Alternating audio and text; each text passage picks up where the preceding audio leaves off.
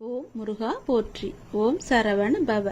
என் அன்பு குழந்தையே, உனக்கு இன்ப நிலை நீங்கி துன்ப சுமையை சுமக்கின்றையே, அனுபவிக்க இன்னும் என்ன இருக்கிறது என்ற அளவில் துன்பத்தின் எல்லை வரை சென்று விட்டு வெறுமையாய் நின்று என் முன் எனது முகத்தை உற்று பார்த்து அழும் உன்னை நான் கண்டு கொள்ளவில்லை என்று நினைத்து கொண்டிருக்கிறாய். உன்னை நான் கரிசனத்தோடு தான் கவனித்துக் கொண்டிருக்கிறேன். ஒவ்வொரு முறையும் உன்னை தைரியப்படுத்தி கொண்டு வருகிறேன் என்பதை நீ நினைவுபடுத்திக்கொள். இன்னும் நீ கடந்து போக வேண்டிய தூரம் நிறையவே இருக்கிறது. அதுவரை எல்லையற்ற பொறுமையோடு தீவிர நம்பிக்கையோடு உனது சுமையின் கணம் தெரியாமல் இருப்பதற்காக என்னுடைய நாமத்தை நீ உச்சரித்தபடி இருக்க வேண்டும். எனது சத்தத்தை உணர்வுள்ள நீ கவனித்து கேட்டு அதன்படி நடந்து கொள். அப்போது உனக்கு ஆறுதல் கிடைக்கும், மன நிம்மதி கிடைக்கும். எதற்காகவும் கவலைப்படக்கூடாது. நான் உன் கூடவே இருக்கிறேன். எது வந்தாலும் நான் உனக்கு அருள் செய்ய காத்து கொண்டிருக்கிறேன். நீ விழிப்புணர்வுடன் இரு, விழித்துக்கொள். எல்லாமே உனக்கு நல்லதாகவே நடக்கப் போகிறது. நீயே என் துணை, நீயே என் காவல், நீயே என் வழிகாட்டி, நீயே என் குறிக்கோள், நீயே என் அப்பா, நண்பன் என எல்லாமே நீதான் அப்பா என்னை அழைத்து வந்தாய் உன் வீட்டிற்கு, உன் இடத்தில். அப்படி இருக்கும்போது உனக்கான நல்லதை செய்ய நான் தவற மாட்டேன். எனது உறுதிமொழி இது. எனது உறுதி ஒருபோதும் பொய்யாக இருக்க முடியாது. அது தாமதமாகும், ஆனால் அது தப்பாமல் உனக்கு கிடைக்கும். நம்பிக்கையோடு இரு. நீங்கள் நடந்து செல்லும் பாதை அவ்வளவு எளிதானது அல்ல, மிகவுமே கடினமானது. ஏகப்பட்ட சோதனைகள் உங்களை தாக்கலாம். ஆனாலும் என்ன, ஒன்றை மட்டும் நீ நினைவில் கொள். உங்களுடைய குரு நான் உங்களை இருக்க பற்றி இருக்கிறேன். உன்னுடைய கடவுள் உன்னை இருக்க பிடித்திருக்கிறேன். நீங்கள் செல்லும் பாதையில் இடர்பாடுகளை எல்லாம் கலந்து உங்களின் இலக்கை வெற்றிகரமாக கடக்க நான் துணை புரிவேன். நீங்கள் முழுமையாக நம்பும் நான் உனக்கு எல்லாவற்றையுமே செய்ய காத்து கொண்டிருக்கிறேன். இனி உன்னுடைய வீட்டில் நீ கேட்டபடியே எல்லாமே நடக்கப் போகிறது. உன் வீட்டில் மங்களகரமான நிகழ்வுகள் எல்லாம் நடைபெறப் போகிறது. நீ அதற்கான முயற்சியை செய். உன்னுடன் இந்த இறைவன் கடவுள் நான் இருந்து உனக்கு நடக்க வேண்டிய எல்லாவற்றையுமே உனக்கு செய்கிறேன். உன் குடும்பத்துடன் நீ ஆனந்தமாக இருப்பதை பார்ப்பதற்காகவே நான் தவித்து கொண்டிருக்கிறேன். இயல முடியாத துன்பத்தில், துயரத்தில், பிரச்சனையில் தவிக்கும் போது உன்னை பக்குவமாக அழைத்து அதிலிருந்து உன்னை விடுவித்தது யார் என்று நினைத்து கொண்டிருக்கிறாய்? நீ முழுமையாக நம்பும் கடவுள் நான் தானே, இறைவன் தானே. அப்படி இருக்கும்போது என் மீது உனக்கு நம்பிக்கை இல்லாமல் எப்படி போகும்? நிச்சயம் உன்னுடைய நம்பிக்கையை நான் வீணடிக்க மாட்டேன். எல்லா ஆபத்திலிருந்து நான் உன்னை காப்பாற்றியிருக்கிறேன், இனியும் காப்பாற்றுவேன். இனி எல்லாமே உனக்கு நல்லதாக மட்டுமே நடக்கும்படி நான் செய்கிறேன். நீ இப்பொழுதே விழித்துக்கொள், விழிப்புணர்வுடைய உனக்கான மகிழ்ச்சி நிலைத்து இருக்கப் போகிறது. உன்னுடைய மகிழ்ச்சியை தக்க வைத்து கொள்ள இப்போதே சுதாரித்துக்கொள். உரசாமல் வைரத்தை பட்ட திட்ட முடியாது, நெருப்பிலிடாமல் தங்கத்தை தூய்மைப்படுத்த முடியாது. அதுபோலத்தான் நல்லவர்கள் சோதனைக்கு உள்ளாவார்கள், ஆனால் வீழ்ந்து விட மாட்டார்கள். சோதனை என்பது அவர்களை துன்புறுத்தும் விதமாக இருக்காது, மேலோட்டமாகவே அழைத்துச் செல்லத்தான் உனக்கு துணையாக உன் பக்கத்தில் நான் இருக்கிறேனே. யார் யாருக்கு என்ன தேவை என்பது அப்பாவுக்கு தெரியும். அதை அவர்களுக்கு கண்டிப்பாக கொடுப்பார். இங்கே தேவையானது பொறுமையும் நம்பிக்கையும் தான். பொறுமையோடு காத்திருந்தால் அவர் அருள்மழை நிச்சயம் உங்கள் மீது பொழியும். அது நாம் எதிர்பார்த்ததற்கு மேலாகவே இருக்கும். நாம் செய்யும் காரியங்களின் பலனையே நாம் திரும்ப அடைகின்றோம். நல்லதாக இருக்கட்டும், அது கெட்டதாகவும் இருக்கட்டும். நல்லதும் கெட்டதும் நம் செயல்கள் மூலமே நமக்கு விளைகின்றது. முன் செய்த பாவ புண்ணிய பலன்களை நாம் இன்று அனுபவிக்கின்றோம். கலங்கக்கூடாது. நான் இருக்கிறேன் என்று உன் மீது நம்பிக்கை வைக்க வேண்டும். என் மீதும் நீ நம்பிக்கை வைக்க வேண்டும். உன்னோடு எங்குமே எப்போதுமே நான் இருக்கிறேன் என்ற நம்பிக்கையை நீ வைக்க வேண்டும். நீ சொல்லாமலேயே உன் பிரச்சனைகளை நான் அறிவேன். எந்த ஒரு மனதில் அன்பும் அக்கறையும் நிறைந்திருக்கிறதோ அந்த மனம் பிறர் துன்பம் உணரும் தெய்வீகமாகும் என்பதை நீ உணர்ந்து கொள். நாம் செய்யும் காரியங்களின் பணையே நாம் திரும்ப அடைகின்றோம். நல்லதும் கெட்டதும் நம் செயல்கள் மூலமே நமக்கு திரும்ப கிடைக்கின்றது. நீ இன்று ஒரு நல்லது செய்தால் அது பல மடங்காக நல்லது உனக்கு கிடைக்கும் எதிர்காலத்தில். நீ இன்று ஒரு துன்பம் சிறிதளவு செய்தால் அது பல மடங்காக பல துன்பமாக உனக்கு பெருகி வரும். அதனால் இன்றே நீ நல்லது செய்ய முற்படு. முன் செய்த பாவ புண்ணிய பலன்களை நாம் இன்று அனுபவித்துக் கொண்டிருக்கிறோம். கர்மா என்ற மூலம் கலங்காதே. நான் இருக்கிறேனே உன்னோடு, எங்குமே எப்போதுமே. உன் வாழ்க்கையில் நீ எங்கும் எதையும் தேடிச் செல்ல வேண்டாம். உனக்கான அனைத்தும் நிறைந்த விஷயங்களாய் நான் உன்னுடன் இருக்கின்றேன். மற்றவர்களை நம்பி வாழ்வது சுயமரியாதை இல்லை என்று நினைக்கும் போது என் குழந்தை என்னிடம் மட்டும் உரிமையாக கேட்பதை பார்த்து நான் ஆனந்தப்படுகிறேன். நீ என்னை அப்பாவாக பார்ப்பதால் தானே என் மீது முழு உரிமை வைத்திருக்கிறாய். என் குழந்தைக்கு என்ன தேவை என்பதை நான் பார்த்து பார்த்து அள்ளி அள்ளி கொடுத்து வாழ வைக்கப் போகிறேன். அப்பா, எனக்கு பிறர் உலகப் பொருட்கள் மீது எல்லாம் எனக்கு கவனம் வேண்டாம். நான் உங்களையே எண்ணி வாழ வேண்டும் என்று நினைக்கும் என் பிள்ளையை என் உயிராய் நான் தாங்குவேன். உன்னை உனக்கான நிழலில் நான் வாழ வைப்பேன். உனக்கான சாம்ராஜ்யத்தை நான் உருவாக்கி காமிக்கின்றேன். அனைத்தும் உன் வாழ்வில் வெகு விரைவில் நடக்கப் போகிறது. நீ கேட்டது உனக்கு கிடைக்கப் போகிறது. உன்னுடைய வளர்ச்சி என்பது வானத்தில் மின்னும் நட்சத்திரமாய் ஜொலிக்கப் போகிறது. உன் சிரிப்பில்தான் என்னுடைய சந்தோஷம் இருக்கின்றது. உனக்கான வானமாய் நான் உன்னிடத்திலும் உன் வாழ்க்கையிலும் நான் எங்குமே உன்னை சூழ்ந்து இருப்பேன். உன்னை உன் வாழ்வில் ஜொலிக்க வைப்பேன். நீங்கள்தான் என் உயிர். உன் அன்பில்தான் என்னுடைய நிம்மதி இருக்கின்றது. உன்னை என் உயிராய் நான் காத்து கொண்டிருக்கிறேன். இனி எல்லாமுமாக உனக்கு நான் எப்பொழுதுமே இருப்பேன். நீ எல்லா வளமும் பெற்று சீரும் சிறப்புமாக வாழப்போவதை நான் கண்குளிர பார்க்க போகிறேன். உனக்காக உன்னுடைய எல்லாம் வல்ல இறைவன் நான் இருக்கிறேன். என் துணை என்றும் எப்போதும் எங்குமே உனக்கு என்று நீ சந்தோஷமாகவே வாழ்வாய். முன்னேற்றமே இல்லாமல் இருக்கிறதே என்ற மனோபாவத்தை நீ விட்டொழி. மெதுவாக முன்னேறுவது எவ்வளவோ மேல் என்ற நிலையில் பயணத்தை தொடரு. ஆளை கொள்ளும் கவலைகளை புறம் தள்ளி ஆளுமையை தரும் தன்னம்பிக்கையை ஆடையாக அணி. எளிதானதை நோக்கி செல்லாதே, சரியானதை நோக்கி செல். வாழ்க்கை ஒரு அற்புத பரிசு. அதை நீ மகிழ்வாக வாழ முயற்சி செய்யுங்கள். என்னுடைய துணையோடு. உங்களை தவிர வேறு எதிலும் நம்பிக்கை கொள்ளும் என் மனதை மாற்றுங்கள் என்று என்னிடம் நீ சொன்னி அழுதாய் அல்லவா? உனக்கும் எனக்கும் முன் ஜென்ம தொடர்பு இருக்கிறது. நம் பந்தத்தின் ஆழம் இது. ஜென்ம ஜென்மமாய் தொடரும் பந்தம். உனக்காக நான் இருக்கிறேன். எல்லாமே மாற்றியமைக்கப் போகிறேன். நலமோடு நல்வாழ்வு உனக்கு காத்து கொண்டிருக்கிறது. சுபமாய் என் ஆசீர்வாதங்களுடன் நீ நிம்மதியாக நிறைவாக மகிழ்ச்சியான வாழ்க்கையை நீ வாழ வைக்கப் போகிறேன். உன்னை நீ சந்தோஷமாக இருக்கப் போகிறாய். அதற்கு நானே பொறுப்பு. வாழ்க்கையை எல்லாவற்றிற்கும் ஒரு மாற்று கருத்து வைத்திருக்கிறது. மாற்றம் ஒன்றை வைத்திருக்கிறது. அது நமக்கு பிடித்திருக்கிறதா இல்லையா என்பதை பற்றியெல்லாம் அதற்கு கவலை இல்லை.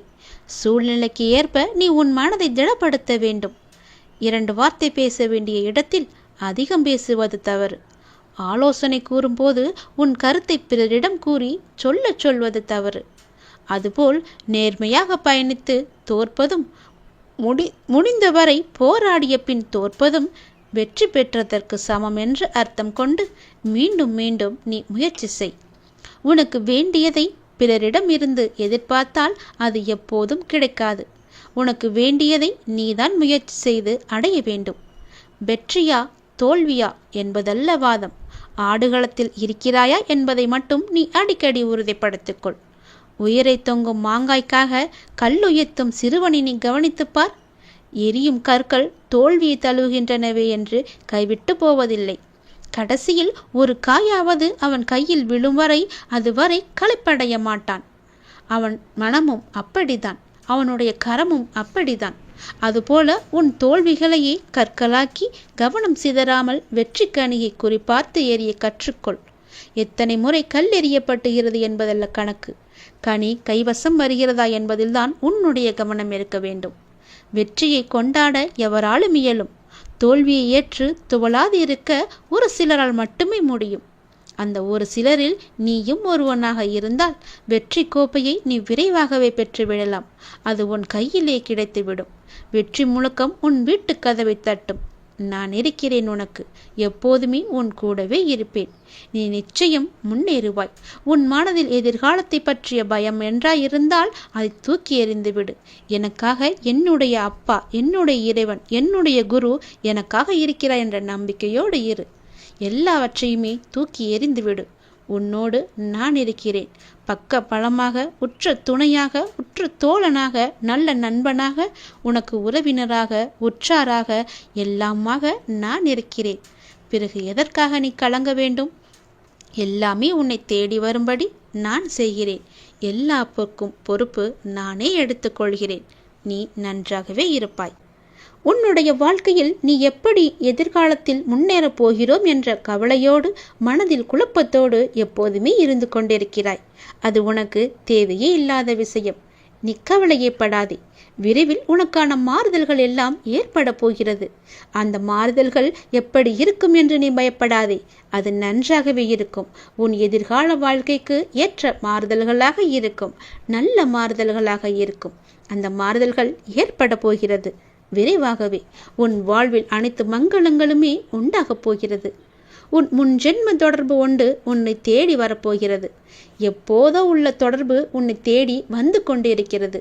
உனக்கும் அதற்கும் முன் ஜென்ம தொடர்பு ஒன்று எப்பொழுதும் இருந்து கொண்டே இருக்கிறது. அது உன்னை தேடி வந்து கொண்டிருக்கிறது. நீ நினைத்தது நடக்கவில்லையா? நான் தான் காரணம். உனக்கு எது நல்லதோ அதை மட்டும்தான் நான் நடத்துவேன். நீ கோபத்தில் புலம்பினாலும் அதற்கெல்லாம் நான் கவலைப்பட மாட்டேன். கோபத்தில் நீ என்னை திட்டினால் கூட நான் அதை பெரிதாக எடுத்துக்கொள்ள மாட்டேன். உன்னை திட்டும் உரிமை எனக்கு இருக்கும்போது நீ என்னை திட்டும் உரிமை உனக்கு கிடைக்காதா? நிச்சயம் உண்டு. உனக்கென்று படைக்கப்பட்ட ஒன்று உன்னை வந்து சேரும் நாள் வெகு தொலைவில் இல்லை. நீ தவமாய் வேண்டி நின்ற உன் வேண்டுதல் நிறைவேறப் போகிறது. நீ சிந்திய கண்ணீர் இனி ஆனந்த கண்ணீராக மாறும். உன் பொறுமையும் நம்பிக்கையும் இனி வீண் போகாது. செல்வமே, நீ மகிழ்ச்சியுடன் வாழப்போகிறாய். உனக்கானது உன்னிடத்தில் வந்து சேரும் நேரத்தை நீ நெருங்கிவிட்டாய். குருவை துதிப்பதற்கு மிஞ்சிய செயல் வேறொன்றுமே கிடையாது. குருவே மும்மூர்த்திகளின் அவதாரம். குருவின் மீது திட நம்பிக்கை இருந்தால் உனக்கு நல்லது மட்டுமே நடக்கும். ஒருவன் முழு மனதுடன் நம்பிக்கையுடன் என்னை நாடி என்னிடமே வந்தால் அவன் உடல் ஆன்மா இரண்டை பற்றியும் எந்தவித கவலையும் கொள்ள வேண்டியிருக்காது. நான் உன்னுடன் எப்பொழுதுமே இருப்பேன்.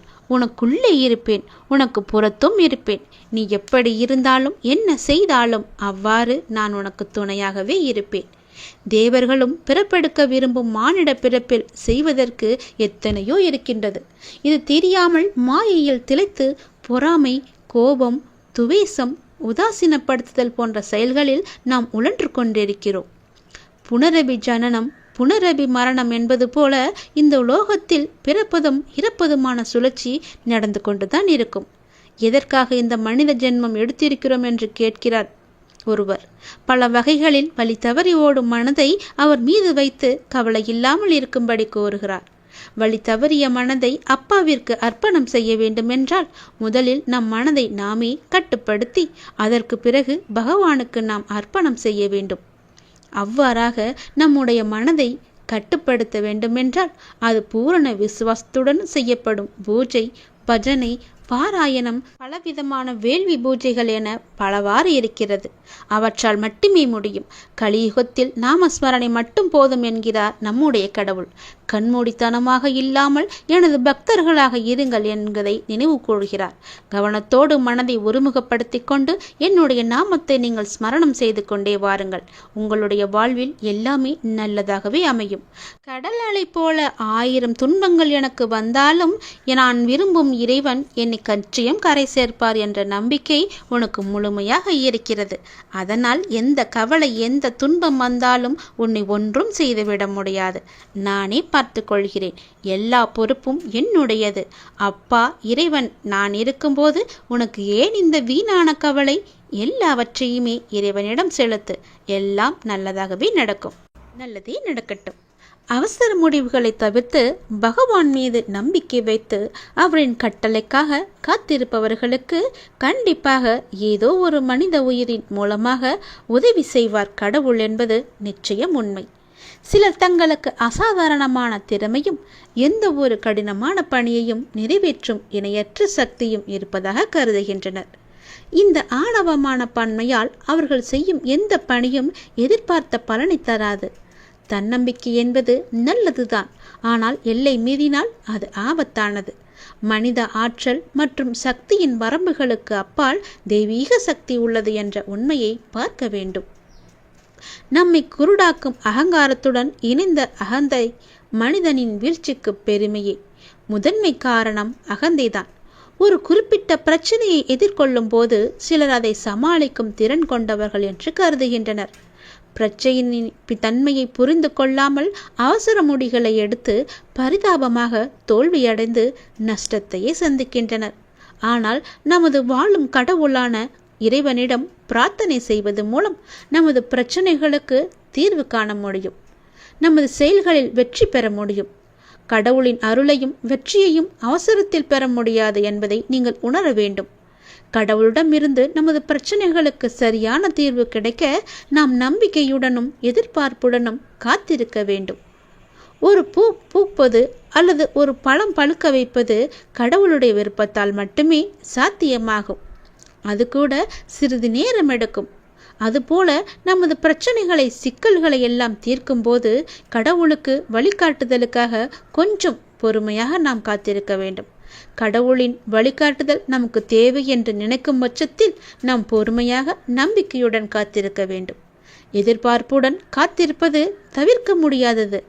நாம் கடவுள் மீது உறுதியான நம்பிக்கையை வைத்து ஆழ்ந்த பக்தியுடன் பிரார்த்தனை செய்தால் கடவுள் நமது சிக்கலான பிரச்சனைகளை தீர்க்க கண்டிப்பாக உதவுவார்.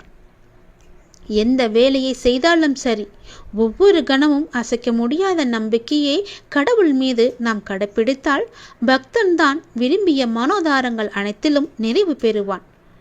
எந்த விஷயத்தையுமே எளிதாக செய்ய முடியும். சீக்கிரம் உங்கள் பிரார்த்தனைகள் அனைத்தும் நடக்க எல்லாம் வல்ல இறைவன் மீது பிரார்த்தனை செய்யுங்கள். இறைவன் மீது நம்பிக்கை வைத்து பிரார்த்தனை செய்து பொறுமையாக காத்திருங்கள். உன்னுடைய வேண்டுதல்கள் நீண்ட நாள் பிரச்சனைகள் என எல்லாம் தீரும் வரைக்கும் அந்த கடவுள் மீது முழுமையான நம்பிக்கை, அசைக்க முடியாத நம்பிக்கையுடன் பொறுமையாக நாம் காத்திருக்க வேண்டும். எப்போதும் அசையாத நம்பிக்கையுடன் நாம் இருக்க வேண்டும். நாம் சொல்லிவிட்டோம், நமக்கு செய்ய கடவுள் இருக்கிறார் என்ற நம்பிக்கையோடு அவர் மீது முழுமையான பக்தி கொண்டு நாம் காத்திருக்க வேண்டும். வாழ்க்கை என்பது எல்லோருக்குமே ஒன்றுதான். அது சற்று மேலும் இருக்கலாம், கீழும் இருக்கலாம். வாழ்க்கை என்பது ஒரு பட்டம் போல். அதன் நூல் உன் கையில் இருப்பதால் தான் அது நகர்ந்து கொண்டிருக்கிறது என்பது நினைப்பது எவ்வளவு தவறோ, அதை போலத்தான் உன் வாழ்க்கையில் நடக்கும் சில விஷயங்கள் எல்லாம் கஷ்டங்களும் முடிவடையும் காலம் என ஒன்று வரும் என்று. வாழ்க்கையில் நீங்கள் பயணிக்கும் ஒவ்வொரு நாளும் ஒவ்வொரு பக்கங்கள். அவற்றுள் சிரிப்பு, கண்ணீர், சந்தோஷம், கோபம், கஷ்டம், வெற்றி, தோல்வி, ஆசை, நல்லது, கெட்டது என எல்லாமே கலந்துதான் நிறைந்திருக்கும். அந்த பக்கங்களில் நீங்கள் மட்டும் இடம்பெற மாட்டாய். எல்லா உறவுகளும் கதாபாத்திரங்களும் அதில் இடம்பெறும். அவர்களால் உனக்கு கிடைத்த அன்பு, கிடைக்காத அன்பு, நிலையில்லாத அன்பு, உண்மையான அன்பு என பல பரிமாணங்களும் அதில் இடம்பெற்றிருக்கும். அவை உணர்த்தும் புரிதல், ஒரு அன்பு விழுகும் போது ஏற்படும் வலி, ஒரு அன்பு கிடைக்கும் போது ஏற்படும் சந்தோஷம் என பல வர்ணங்கள் கொண்டது. இவற்றையெல்லாம் அனுபவிக்க விரும்பவில்லை என்றாலோ அல்லது அனுபவிக்க விரும்புகிறேன் என்று சொன்னாலோ இவை ஒன்றும் உன் கையில் கிடையாது. யார் உன் வாழ்க்கையில் அமைய வேண்டும், அது எப்படி தீர்மானிக்க வேண்டும் என எல்லாமே அந்த இறைவனுடைய அருளால். இதற்கும் எவற்றுக்கும் நீ காரணமில்லை. புரிகிறதா? உறவுகள் என்றால் சண்டைகளும் மனக்கசப்பு வருவதும் இயல்புதான். ஆனால் அதற்காக என் வாழ்க்கையை நான் தனியாக வாழப்போகிறேன் என்று சொல்வது அர்த்தமற்றது. முதலில் நீ கூறியபடி உன் வாழ்க்கையில் என்ன நடந்தாலும் அதற்கு என் சம்மதம் வேண்டும். அதனால் தனித்து வாழப் போகிறேன் என்று புலம்பாதி. கைகளை சேர்த்து வைத்து அடித்தால்தான் கைத்தட்டலின் ஓசை கேட்கும். தனியாக அடித்துப்பார், ஒன்றுமே உன்னால் செய்ய முடியாது. அதனால் நீ தனித்து செயல்படு. ஆனால் தனித்து வாழ்வதற்கு நீ யோசிக்காதே. நீ என் பரிபூர்ண அருள் பெற்ற குழந்தை. நீ நன்றாக வாழ வேண்டும் என்பதே என்னுடைய ஆசை. என்னுடைய ஆசை உனக்கு நிச்சயம் நிறைய ஆசையாக போகாது. உன் வாழ்வு ஜொலிக்கப் போகிறது. ஒருவர் பொருளறிந்து கூறினாலும் பொருளறியாமல் கூறினாலும் எந்த வார்த்தை எதை சுட்டுகிறதோ அது நடந்தே தீரும் என்பதை உணர்ந்து வார்த்தைகளை நீ பேசு. தீ சுடுவது போலவும் மலர்கள் நறுமணத்தை தருவது போலவும் வார்த்தைகள் என்பது சுடும், மனம் வீசும். இகழும் வார்த்தைகள் தன்னம்பிக்கையை கெடுக்கலாம். இடமற்ற வார்த்தைகள் விரிசலை ஏற்படுத்தலாம். கவனமற்ற வார்த்தைகள் காயத்தை கூட ஏற்படுத்தலாம். கசப்பான வார்த்தைகள் விஷத்தை கூட பாய்ச்சலாம். கடுமையான வார்த்தைகள் மனமுடைய செய்யலாம். காரமான வார்த்தைகள் பகை வளரச் செய்யலாம். கூறிய வார்த்தைகள் நெஞ்சை பிளக்கச் செய்யலாம். கேலியான வார்த்தைகள் தற்கொலையை கூட தூண்டலாம். சுடுகின்ற வார்த்தைகள் எரிச்சலை ஏற்படுத்தலாம். புறங்கூறும் வார்த்தைகள் மன அழுத்தத்தை கொடுக்கலாம். வன்மையான வார்த்தைகள் கோபத்தை விதைக்கலாம். வஞ்சனை வார்த்தைகள் வாழ்வையே கெடுக்கலாம். வார்த்தைகள் ஆள் மனதின் விதைகள். எண்ணங்களோ மொட்டுக்கள். செயல்கள் கனிகள். சுடு சொல்லால் சுருங்கி போகும் முகம், கடுஞ்சொல்லால் கருகி போகும் இதயம். இப்படி நிறையவே சொல்லிக் கொண்டே போகலாம். அதனால் எது செய்தாலும் எது சொன்னாலும் எப்பொழுதுமே சிவ சிவ என்ற மந்திரத்தை சொல்லிவிட்டு சிவ சிவ என்ற நாமத்தை உன் மனதில் பதிய வைத்து கொண்டு நல்லது மட்டுமே பேசு, நல்லதை மட்டுமே செய். யாருக்கும் எந்த கெடுதலும் வராது. உனக்கும் எந்த கெடுதலும் நேர உன் அப்பா நான் அனுமதிக்க மாட்டேன். எல்லாமே உனக்காக மட்டுமே நான் செய்து கொண்டிருக்கிறேன். எல்லாம் உன் நன்மைக்காக மட்டுமே நடந்து கொண்டிருக்கிறது.